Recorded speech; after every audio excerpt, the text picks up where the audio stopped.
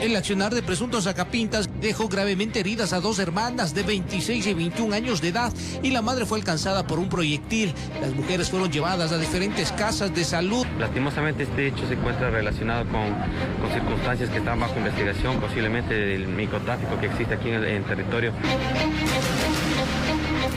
Las calles se tiñen de sangre. Un nuevo hecho violento cobró la vida de dos hermanas, aparentemente por represalias entre bandas. ¿Quiere conocer dónde sucedió? Véalo más adelante. Muy buenas noches, amigos. Bienvenidos a la emisión estelar del Comercio TV. Aquí lo más destacado del día.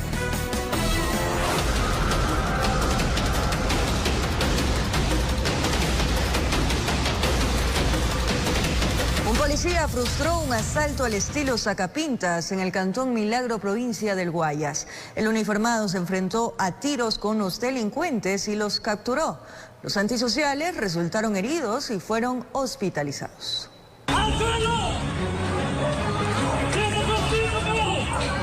Es el momento en que su vida estuvo en peligro. Los delincuentes le dispararon y él también abrió fuego. Y les pedía que no se movieran porque tenían un revólver. Los dos antisociales estaban heridos. Los neutralizó. Evitó un robo al estilo Sacapintas y también que asesinaran a la víctima. Esta acción valiente del uniformado fue aplaudida en la avenida Napo, en la ciudadela Dájer, al oeste del cantón Milagro, en la provincia de Guayas. ¡Felicidades ahí! ¡Eso es! ¡Se les felicita! Me tienen apuntado y yo estaba forcejeando porque me metieron la mano al bolsillo para sacarme el dinero. Yo le dije que lamentablemente no me iba a robar, que no traía nada de plata. O sea, yo le dije que no traía plata. Me decía, no, dame el dinero, dame el dinero, dame el dinero. Y me metió la mano aquí. Yo le dije, no, simplemente no tengo, y digo, dinero. La Policía Nacional les pide a los delincuentes que boten el arma de fuego. Estos delincuentes accionan su arma de fuego en contra del servidor policial, quien reacciona de forma inmediata, procediendo también a hacer uso de su arma de fuego en dotación, hiriendo a los dos delincuentes. Los dos sujetos fueron atendidos por paramédicos y luego trasladados con la respectiva custodia a un hospital. Gendarme pasaba por este sector y se percató del robo y puso en práctica su profesionalismo. Gracias a Dios, pues no fue impactado nuestro compañero y su acción policial inmediata hizo que obviamente le someta a estos dos delincuentes. Personal de criminalística llegó al sitio, levantó indicios balísticos y también el revólver con los 5 cartuchos en el tambor que portaban los ladrones y la motocicleta en la que seguían al ciudadano que recién había salido de un banco. Como tenía el arma afuera, me dice, dame el dinero, te mato. ¿Qué vas a matar? Me mete el tiro, en lo que me mete el tiro, se le queda encaquillado el revólver. Se le encaquilla, ¿no? Yo le meto un puñete y lo hago caer de cabeza. Ahí es que el man busca correr porque ya ve que el policía está atrás de él. El policía que tomó procedimiento en ese lugar sacó la cara por la institución, por su compañero asesinado en Guayaquil hace pocos días, por una sentencia cuestionada en contra de otro de sus colegas. Es uno de miles que solo quieren paz en el país.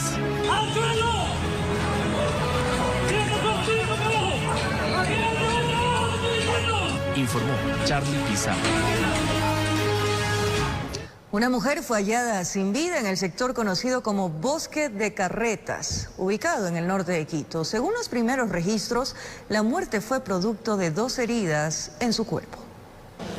Es por este lugar lleno de árboles y matorrales que una mujer sin signos vitales fue encontrada. Entonces, de acuerdo a los indicios que encontramos, lamentablemente es una persona de sexo femenino de aproximadamente 46 años. La occiso, según sus familiares, solía hacer ejercicio por la zona. Ante la preocupación de su no retorno, su hijo salió a buscarla en el bosque, pudiendo confirmar lo peor. Lamentablemente fallece a consecuencia de las heridas que presenta, una herida a la altura del cuello y otra a la altura del costado izquierdo.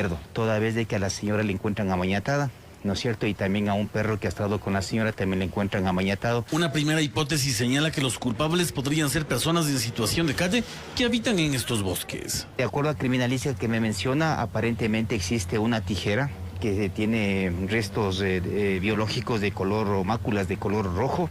Entonces todo eso ya criminalística levantó, inclusive están llevando las ropas y también botellas plásticas, también están llevando también las colchonetas para hacer algún tipo de pericia técnica. Ante este acontecimiento, quienes pasean por el bosque pensarán 2 veces antes de adentrarse en el espacio verde.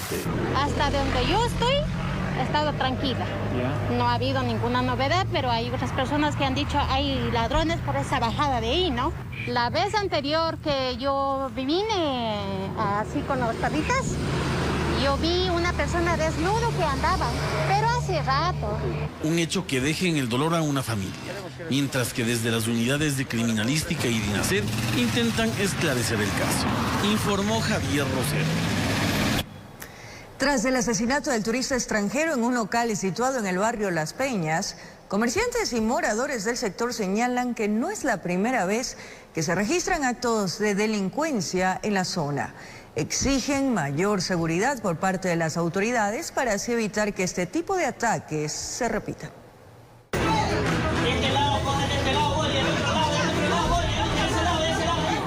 Llegó al puerto principal emocionado por conocer los puntos turísticos que ofrece esta ciudad. Compartía junto a 2 mujeres en el interior de este restobar cuando llegaron 2 antisociales dispuestos a robarles. El extranjero decidió lanzar sus pertenencias a través de la ventana y esto despertó la furia del sujeto armado, quien disparó en su contra. Lo que pasa es que se defiende, ¿no? Se defiende y lo hizo mal, porque aquí no podemos hacer eso. Estas personas no están con sus sentidos cabales. Consumen droga, ¿no? Cuando escuchamos los disparos, un disparo nada más, ahí ya se escucharon gritos. Y ya cuando yo vi, ya estaba el señor herido. Tenía un impacto por el estómago y le cruza. Tras varios minutos de espera, llegó la ambulancia del Cuerpo de Bomberos. Junto a los miembros de la Policía Nacional lograron retirar el cuerpo del ciudadano y llevarlo hasta una casa de salud, aunque para los testigos ya en esos momentos era demasiado tarde. Ya el señor iba que ha empezado a sudar más y en su idioma decía a la esposa que ya no podía más. El suceso se registró la noche del miércoles en pleno sector turístico a la altura del escalón 356 del barrio Las Peñas, en lo alto del Cerro de Santa Ana. En este lugar, moradores aseguran que la delincuencia no respeta nada y utilizan ese espacio para delinquir a cualquier hora. Era lo último que faltaba, porque robos ya están constantes en el sector. De lo que va 2-3 meses, 6-7 robos. De lo que sabemos, de lo que más o menos uno ha palpado, ha visualizado. Por su parte, la Policía Nacional se defiende señalando que ingresan constantemente y toman procedimiento en algunos casos. Incluso recuerdan que el autor de este crimen ya estaría identificado, que se trata de un sujeto al que hace poco más de 2 meses lo habían capturado con un arma de fuego en su poder y además amenazando contra la integridad de un uniformado. Sin embargo, todos se preguntan, ¿qué hacía de nuevo en libertad? Esa es una buena pregunta que hay que recalcar, ¿no? ¿Cómo así está nuevamente en las calles? Informó José Morales. Los restos del agente policial que fue asesinado por un delincuente en un restaurante al norte de Guayaquil fueron sepultados al mediodía de este jueves en el cementerio patrimonial de la urbe porteña. Al sepelio acudió el presidente Guillermo Lasso y la cúpula policial.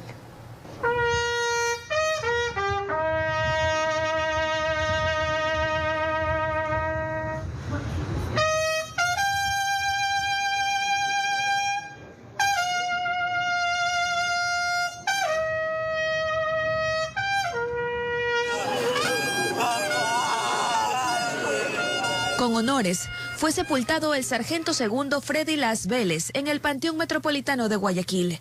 Entre su familia, amigos y compañeros, solo quedaban abrazos de consuelo ante la partida del policía que durante 16 años cumplió con su deber de proteger y servir a la ciudadanía. Hoy la vida no nos arrebató a un policía, nos arrebató a un delincuente, la vida de un compañero. Creo que llegamos a un punto de inflexión donde todos debemos meditar y tomar conciencia de lo que realmente necesita el país. Al servicio religioso llegó también el presidente de la República, Guillermo Lasso, con la ministra de Gobierno, el gobernador del Guayas y el comandante de la Zona 8. Siempre al lado de los caballeros y de las mujeres de la paz. Yo quiero decirle a su esposa, a sus hijos, a su padre y a su madre que deseo que Dios lo tenga a su lado en este instante ya y que les conceda a ustedes el consuelo y que sepan que no estarán solos. En este marco, la comandante general Tanya Varela también se refirió a la sentencia contra el policía Santiago Olmedo y otros casos que involucran a los agentes del orden, que solo hacían su trabajo. Necesitamos la ley del uso progresivo de la fuerza, necesitamos la ley de inteligencia, necesitamos que se cambie el COI, necesitamos, ya es hora de que se creen las salas especializadas con jueces especializados que entiendan cuál es el deber del cumplimiento del policía en el día a día y en su proceder. Señalan que los delincuentes que actuaron el día que falleció el sargento Las y un ampón en el norte de Guayaquil ya están identificados. Por saber que le arrebataron su vida a una temprana edad, eso no me deja consolar. Ojalá que los hayan atrapado a todos y quede una mujer con sus hijos desamparada, pero tienen que salir adelante y las autoridades se tienen que encargar. ¡Amor mío!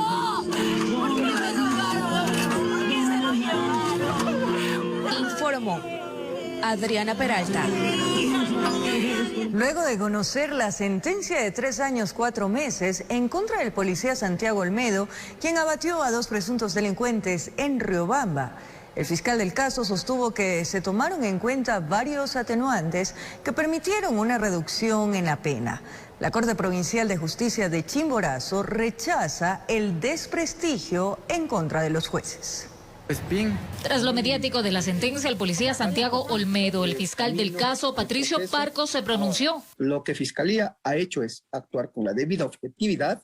Parco dijo que la extralimitación en la ejecución de un acto de servicio es sancionada con pena privativa de libertad de 10 a 13 años. Sin embargo, se tomaron en cuenta atenuantes, por lo que la pena se redujo. Los miembros policiales realizaron llamadas telefónicas a las unidades de auxilio, llegaron la ambulancia, se comunicaron con el ECO 911. Señaló que no hubo un tercer pillo el día del incidente, tal como lo sostiene el uniformado, pues se hicieron revisiones a las cámaras de seguridad. De tal manera que el tercero no hubo y esto quedó únicamente expuesto en el testimonio rendido por el miembro policial hoy sentenciado.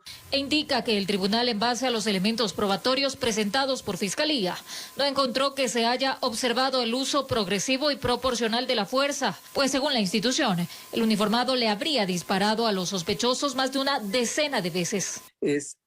Son las autopsias de los 2 fallecidos, de donde se desprenden que los disparos son por la espalda, por cuanto hubo un exceso en el uso de la fuerza, en los criterios o principios de necesidad y proporcionalidad, y así lo concluyó el día de ayer el Tribunal de Garantías Penales. De su lado, la defensa del cabo de policía rechaza el fallo del tribunal. Aún ahora, especialistas como los que tuvimos que contradecir dentro de la audiencia de juicio, siguen manifestando que la legítima defensa opera sobre la igualdad de medios, sobre la proporcionalidad de los medios, y eso es imposible. La aplicación de la fuerza para los funcionarios encargados de hacer cumplir la ley deja en claro, los policías tienen que tener una condición de superioridad en el uso de los medios para poder someter a quien está violando la ley. Por su parte, la Corte Provincial de Justicia de Chimborazo recalcó que la función judicial es el lugar donde se defiende la dignidad humana y que no es dable sin revisar las decisiones escritas de los jueces, denigrar su buen nombre. Rechazan entonces los ataques de desprestigio. Olmedo fue sentenciado a 3 años 4 meses de cárcel por abatir a 2 presuntos delincuentes en Riobamba en junio del 2021. Informó Marilyn Jaramillo.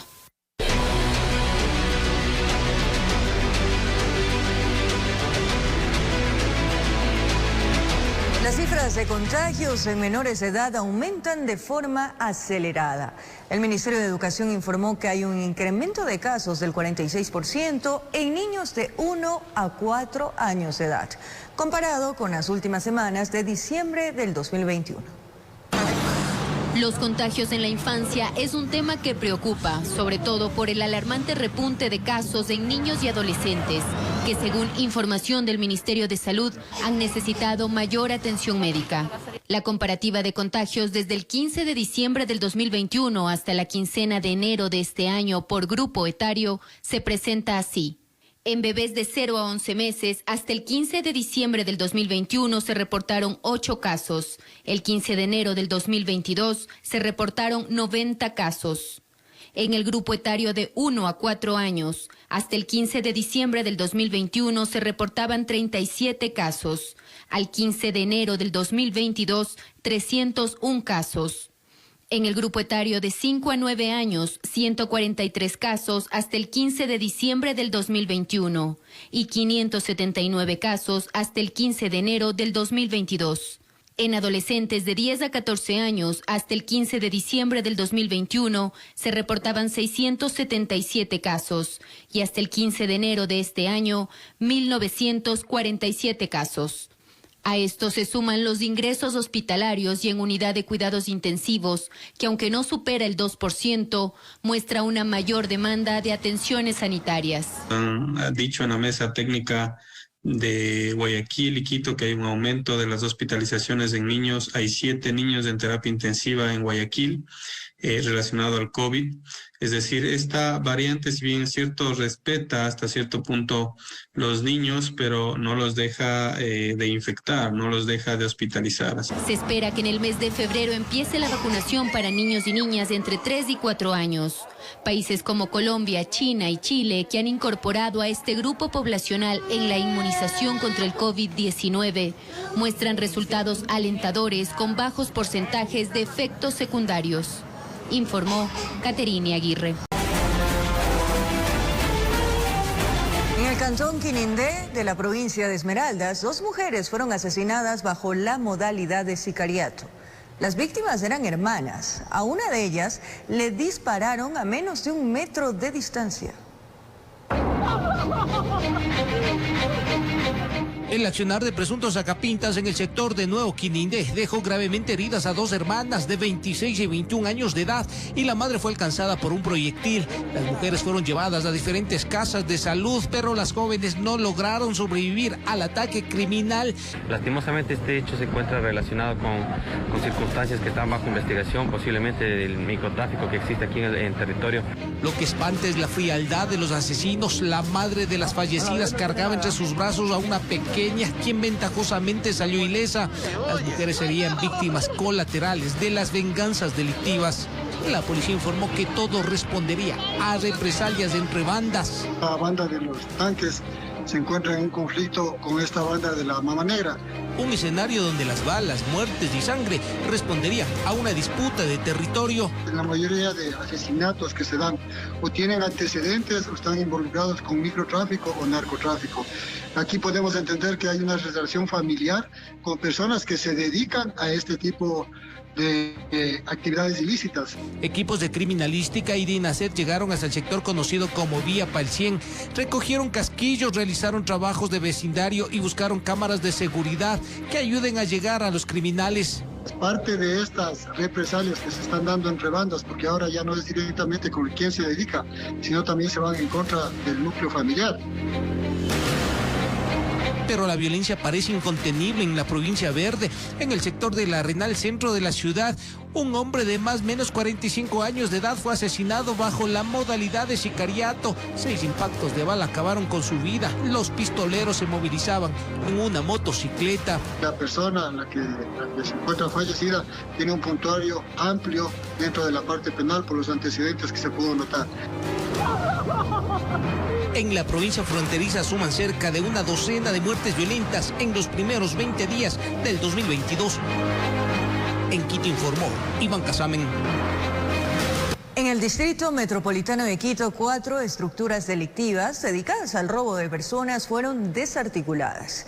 15 presuntos delincuentes entre colombianos y ecuatorianos, quienes formarían parte de estas bandas de asaltantes, fueron detenidos. Las instalaciones de la Policía Judicial se convirtieron en una pasarela delictiva. Agentes de la Brigada Anticriminal pusieron en apuros a los integrantes de 4 organizaciones delictivas, la primera conformada por 3 ciudadanos, entre ellos una mujer colombiana y sus 2 amigos ecuatorianos, quienes dejaban su firma a las víctimas. Yo le reconocí a la persona que me robó, la que me agredió y por poco casi me mata. La segunda estructura delictiva estaba compuesta por 3 ecuatorianos, quienes fingían ser usuarios de taxis. Una vez a bordo, agredían con cuchillos a los conductores para robarles las pertenencias y el dinero. Donde se evidencia el actuar violento de varios antisociales para cometer el delito de robo a personas, en los cuales intimidaban con armas blancas a sus víctimas. La tercera estructura delictiva tenía de colaboradores a 4 sujetos, quienes, aprovechando las horas pico y aglomeraciones de usuarios en el transporte público, con estiletes cortaban carteras y equipajes en busca de dinero y artículos de valor. Y los elementos de convicción están siendo presentados ante la autoridad competente para que sirvan en su determinado momento para formular cargos y para que se llegue a una sentencia.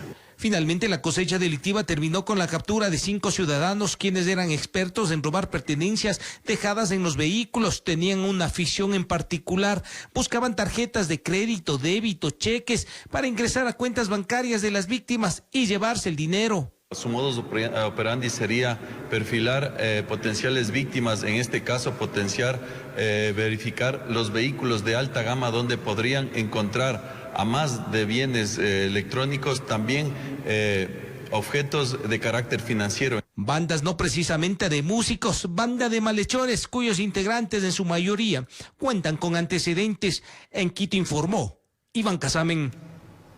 Ediles de la Comisión de Movilidad indicaron que la revisión vehicular para el presente año está suspendida en Quito.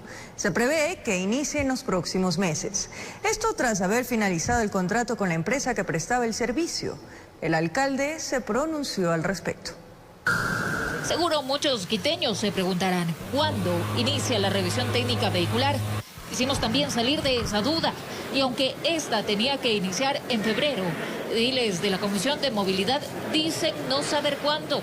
Esperemos que en muy pocos meses que se tenga que dar esto, ¿no? Existe una incertidumbre total, no sabemos a ciencia cierta cuándo va a iniciar el proceso de revisión técnica vehicular. Este es un tema que tiene que solucionarlo el alcalde, el secretario de Movilidad y el director de la Agencia Metropolitana de Tránsito, toda vez que este es un tema netamente administrativo. Y es que hasta el momento el municipio no cuenta con un prestador de servicio para la revisión, pues con la empresa encargada el contrato finalizó en 2018. De allí para acá se han hecho convenios de pago. Porque recuerden ustedes que todo proceso tiene que ser sometido a la ley de contratación pública. Todos los procesos suponen actividades previas que nunca la tomaron en consideración. Nosotros lo estamos haciendo. Y si esto nos obliga a prorrogar o recalendarizar el tema de revisión, lo vamos a hacer. Pero todo esto, ¿en qué podría repercutir? Sino que también afecta al municipio de Quito porque podría generar un déficit en la recaudación de los valores que se paga por la revisión técnica vehicular. Es el medio ambiente lo que hay que revisar, la emisión de gases, hay que revisar la seguridad de los vehículos. Más de 500.000 vehículos forman parte del parque automotor del Distrito Metropolitano de Quito. Los ediles exhortan a las autoridades a tomar decisiones inmediatas para comunicarles a la ciudadanía. Informó Marilyn Jaramillo. En los 9 centros de la Agencia Metropolitana de Tránsito, más de 7.000 vehículos se encuentran retenidos por varias infracciones. Para poder liberarlos, los propietarios tienen que cumplir con algunos trámites. A continuación les contamos los detalles, veamos. Vehículos livianos, motocicletas y hasta camiones se encuentran retenidos en los 9 centros de la Agencia Metropolitana de Tránsito de Quito. Desde esta semana se habilitó el proceso de liberación por infracciones o contravenciones. Gonzalo Tituaña acudió a una de las dependencias para realizar el trámite. Una liberación de un vehículo, nada por informal, me detuvieron y esperar que el juez tenga la paciencia de firmarnos que dé una autorización. En la ciudad son más de 7.000 vehículos retenidos. Las principales causas son por siniestros de tránsito o por conducir en estado etílico. Para recuperar los autos, los propietarios pueden revisar los requisitos a través de la página web www.amt.gov.es. Las multas deben cancelar en entidades bancarias. El tiempo del trámite depende de la infracción. En estado etílico depende el grado y la sentencia del juez. En el tema también de COI, cuando son vehículos informales, mínimo son 7 días. También en los puntos de la AMT se encuentran automotores cuyos conductores infringen ordenanzas municipales. Las causas más comunes son por mal estacionados o por la medida pico y placa. El procedimiento es el mismo para la liberación de vehículos, pero el trámite es más rápido. Pese a que se ha aumentado por el tema de restricción, los ingresos también han sido inmediatos. Recordemos que la ordenanza pico y placa únicamente cumple la restricción y el vehículo puede ser liberado. Son algunos motivos por los que la ciudadanía no acude a retirar sus autos. Además, tome en cuenta que cada día se incrementa el valor por el espacio de parqueadero en los patios de retención. Por lo general son las multas que tienen aproximadamente más de 4 cifras en varios de los casos. En otros casos tenemos salida del país de los propietarios de los vehículos. Recuerde que todo vehículo que no haya sido retirado en un año podría ser considerado para remate. Y si pasa este tiempo, será chatarrizado. Informó Priscila Cadena. En un plazo de 30 días contados a partir de la culminación del ejercicio fiscal, el Instituto Ecuatoriano de Seguridad Social, IES, deberá hacer públicos los estados financieros y balances. Así lo aprobó la Asamblea Nacional en busca de transparencia, quedando atrás la reserva. Con 133 votos de 137 asambleístas presentes, la Asamblea Nacional le quitó un blindaje al Instituto Ecuatoriano de Seguridad Social IES. Con eso, deberá rendir cuentas sin objeción alguna. El IES no quiere rendir cuenta a la ciudadanía.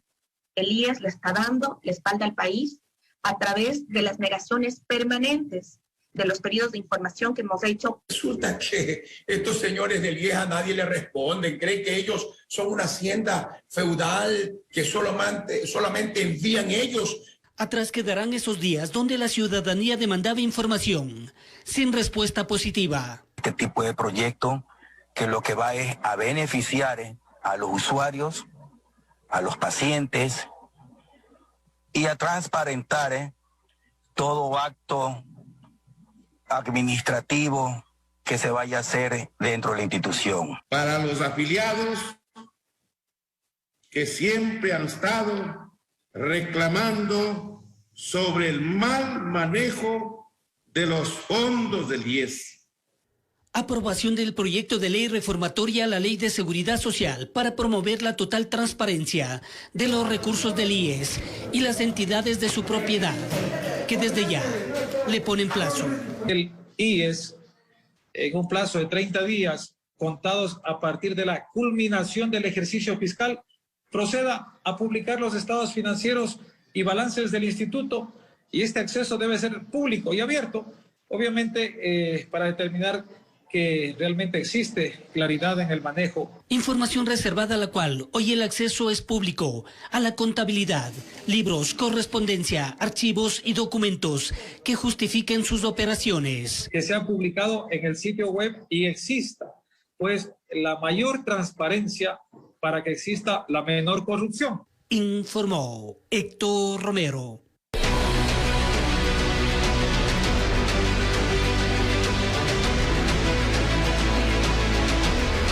Una nueva ola de contagios de COVID-19 en el Ecuador, ciudadanos denuncian el incremento en el valor de las mascarillas. En la siguiente nota les contamos cuáles son las causas de esta subida de precios y si es posible evitar la especulación. La variante Omicron generó un significativo incremento de contagios en el Ecuador. Sin embargo, los casos positivos no son los únicos que registran repuntes, pues la ciudadanía denuncia el alza repentina de los precios de las mascarillas. Han subido, estas caen en a 25. La gente a veces parece que abusa. Entonces sí debería haber control de todo. Importadores de insumos médicos señalan que el precio de las mascarillas en mercados internacionales ha incrementado debido a los siguientes factores. El incremento en el precio desde fábrica, subieron nuevamente los costos de transporte y en algunos casos puede ser un poco de especulación. La variante Omicron, sostienen, alteró la producción y el comercio de estos insumos, los cuales han cambiado rápidamente su valor en el mercado nacional. Septiembre, octubre, noviembre, el precio de las mascarillas estaba 30 centavos cada mascarilla KN95. A la fecha, el precio más caro en el que tengo referencia, es $1 por mascarilla. Tras los escándalos de corrupción registrados durante la etapa inicial de la pandemia, el Consejo Nacional de Fijación y Revisión de Precios de Medicamentos estableció valores de referencia de mascarillas y alcohol. Sin embargo, no hay un techo en el mercado para dichos productos.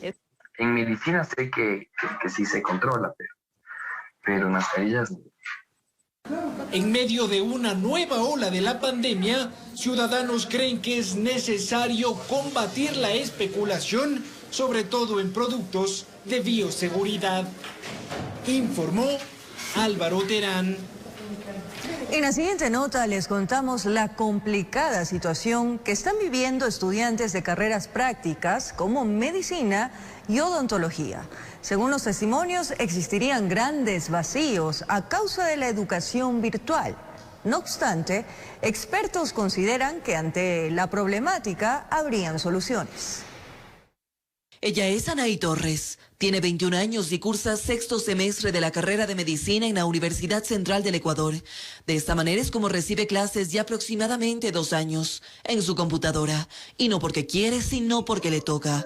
Cuenta que se siente frustrada, pues dice no estar recibiendo la misma calidad de educación que en modalidad presencial. Porque hay que entender que la medicina no solo es la parte teórica que podemos aprender de manera virtual, mediante diapositivas, mediante exposiciones, mediante explicaciones de nuestros maestros, pero no todo se basa en eso, sino que también nosotros necesitamos de la parte práctica, del contacto con nuestro paciente. Alejandra Chávez también es estudiante de medicina. Cursa sexto semestre y hace varias semanas debió haber iniciado sus prácticas en un hospital de la capital, pero le suspendieron y esta fue la razón. Porque si bien es cierto, están aumentando los contagios, pero las autoridades del hospital no deberían actuar así. Deberían enseñarnos a los estudiantes cómo debemos protegernos y cómo hacer de que este contagio sea mucho menos probable, pero no cerrarnos las puertas del hospital. Pero no solo son ellas, ni tampoco es únicamente la carrera de medicina. Stephanie Chávez estudia odontología, cursa el 5º semestre y al igual que otras carreras, esta es práctica, pero de práctico dice, poco hay. Ahora mismo debería estar realizando prácticas preclínicas y bueno, como es difícil viajar por todo esto de la pandemia, no lo he podido realizar. Sin embargo, mi universidad no nos ha integrado este tipo de prácticas aún. Ante esta preocupación, Televicentro conversó con el presidente del Colegio de Médicos de Pichincha, Víctor Álvarez, y él es claro en decir que es complicado que la pandemia se termine, pero considera que sí existen posibles soluciones para que la educación virtual no se complique aún más. No solamente teniendo un día de prácticas de 4 o 5 horas, sino dividiendo las prácticas con menos tiempo de exposición, con más seguridad y obviamente dotándoles a nuestros jóvenes con una inducción de las medidas de bioseguridad que deben tener en los hospitales. Mejoras y derechos que los estudiantes piden que se cumplan. Informó Ismenia Solórzano. En Tungurahua, un hombre fue declarado culpable por el delito de tráfico de migrantes. La denuncia en su contra se presentó tras la desaparición de un ecuatoriano quien trataba de llegar a los Estados Unidos y fue visto por última vez en la zona fronteriza. El drama migratorio no se detiene. Más de 300 ilegales fueron localizados este jueves.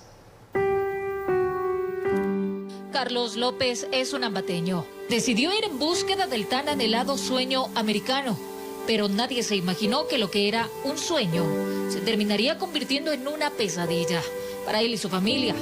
Desapareció en zona fronteriza entre México y Estados Unidos en abril del 2020. Que nos pudo conversar la esposa es que este chico supuestamente ya iba a cruzar la frontera y nunca sucedió. Más bien vinieron unos hombres que estaban encapuchados con armas de grueso calibre, entraron a casa y se lo llevaron. Eso fue lo último que supieron de él. El coyotero, sin embargo, no dio mayores explicaciones sobre el paradero del migrante. Y por supuesto, cuando la esposa llamó al coyotero para averiguar qué es lo que estaba pasando, simplemente dijo que no sabía qué es lo que estaba pasando. Y cuando continuaron los reclamos, simplemente ya no le contestaba. Sin embargo, en Ecuador las investigaciones avanzaban. Este 20 de enero, un tribunal de garantías penales de Tungurahua declaró culpable a William S.U., como autor directo del delito de tráfico de migrantes y lo sentenció a 7 años de pena privativa de libertad, pues el hoy procesado le habría ofrecido un viaje al desaparecido a los Estados Unidos. Se sabe que la víctima y su esposa le entregaron unos $4,000 para cumplirlo.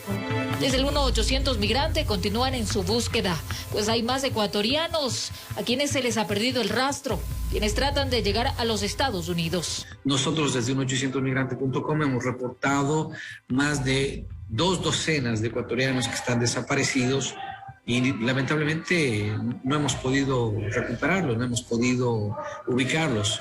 Este jueves, por ejemplo, se reportó en México la detención de 389 migrantes, donde había ecuatorianos, guatemaltecos y centroamericanos. Iban en este tráiler como mercancía, en estas condiciones, hacinados, tratando de cruzar la frontera. Aquel muro donde los sueños se tornan muchas veces inalcanzables, donde la gente muere en el intento. Informó Marilyn Jaramillo. 8.000 personas ingresan diariamente al país por el puente internacional de Rumichaca.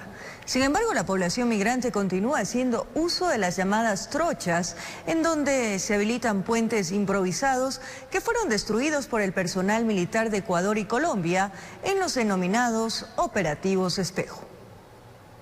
Se retomaron las coordinaciones de seguridad en el límite internacional entre Ecuador y Colombia. Los operativos denominados Espejo son patrullajes binacionales que ayudan a evitar actos delictivos. Los pasos informales son los puntos de encuentro de los uniformados en donde se delinean cada estrategia para así combatir varios de los hechos que se suscitan en este punto fronterizo. Tenemos el contrabando, tenemos lo que son amenazas, tenemos el grupo de irregulares armados, tenemos lo que es el tráfico de hidrocarburos. Tenemos lo que es también la migración. Un ingreso un poco más elevado, especialmente por los pasos irregulares de aquí de nuestra provincia del Carchi. Como es conocido, los ciudadanos venezolanos deben presentar una visa para ingresar o para permanecer aquí en nuestro país. Dentro de este operativo se logró la destrucción de los pasos improvisados, por donde aún cruzan a los 2 lados de la frontera, pagando incluso los llamados peajes, pese a que el puente de Rumichaca está aperturado. Colocan un palo en el puente, en el río, y pues cobran ya al personal que hace uso de estos pasos por aquí. No se tiene una cantidad más o menos específica, pero cobran entre 5.000 a 10.000 pesos. Un palo, un pedazo de madera que se atraviesa y pues ya queda el puente improvisado, pero pues esto es lo que tenemos que estar pendientes de destruir para que respeten la línea fronteriza. El personal del Ejército de Nariño determina claro su accionar en los pasos informales, debido a que quienes los utilizan los mantienen categorizados. Cada uno de ellos son para el paso de diferentes aspectos relacionados con el delito. Con el fin de ejercer controles en los diferentes pasos informales en la frontera colombo-ecuatoriana. Unos pasos son los utilizan para migración, otros para contrabando, entonces constantemente estamos coordinando para frenar estos ilícitos. Los controles en el ducto internacional se intensifican tanto en el área de salud como los que efectúa la policía y aduana. Diariamente se estima que ingresan al Ecuador desde el vecino país un aproximado de 8.000 personas.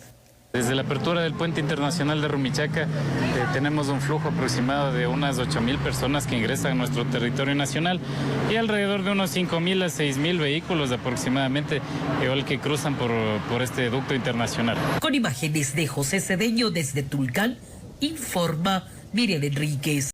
Gracias por su compañía, cariño, pero sobre todo fiel sintonía. Un abrazo grande.